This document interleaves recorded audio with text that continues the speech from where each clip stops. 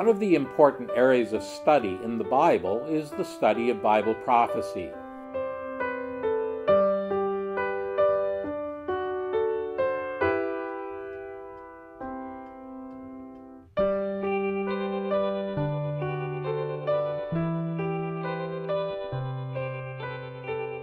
Now, there are many helpful books on Bible prophecy. There are many that are quite unhelpful. And the best books are those that show us in detail what God says, not imagine what God means. In this helpful book by David Long, published by Everyday Publications, the introduction states that the book is based on three premises. First of all, that God is omniscient. He knows the end from the beginning, and so he's the only one who can truly prophesy. History is his story. Secondly, God is omnipotent. He is going to work out his purposes. In spite of demons and wicked men and careless Christians, he still will accomplish his will.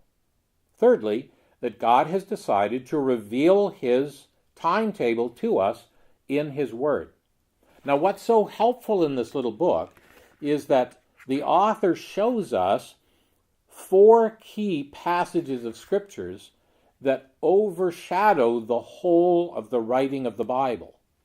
The first one was revealed to Abraham. In Genesis chapter 15, God gave Abraham an outline of history from his call, the call of Abraham, all the way through his family in the days of Jacob and Joseph going down into Egypt and being enslaved there, and then finally being delivered by God and brought out into the land of Canaan.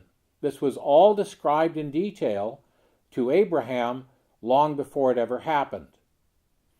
Almost 400 years of history encapsulated in that one prophetic passage. And then, as the children of Israel came out of Egypt, God revealed to Moses the next chapter in human history, in Leviticus chapter 26, and revealed that he was going to allow the children of Israel to live as tenant farmers in the land of Canaan, but it was his land, and he wanted them to give the land fallow rest every 7 years. If they didn't do that, he would allow them to be taken into captivity in the land of Babylon, in the land of Mesopotamia. Now that's exactly what happened. And again, this covers a period of over 400 years, 490 years to be exact. God kept track. Every 7 years, they didn't give the land fallow.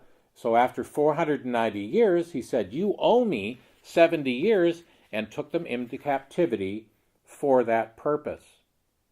Then we discover that just as that section of the timetable was running out, God then spoke to Daniel.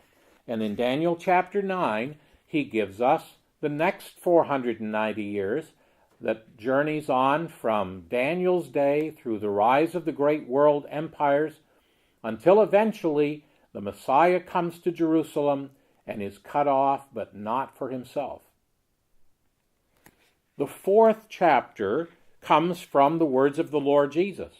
In Matthew chapter 24, he takes his disciples up onto the Mount of Olives, and he lays out for them the last great chapter in human history, the rise of the restored Roman Empire, the rise of the Superman known as the Antichrist, the mother of all battles, the Battle of Armageddon, and the establishment of Christ's eternal kingdom when he returns to take up his throne.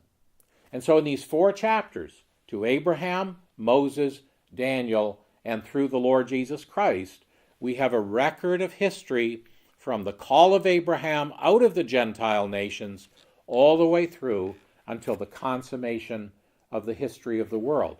All this found in a matter of a few paragraphs in this book. Our author, David Long, outlines for us the history of the world in those four chapters. Fascinating, helpful, instructive, a bird's eye view of Bible prophecy in just a matter of a few pages out of this very helpful book. So thanks for listening, and I hope you found it helpful.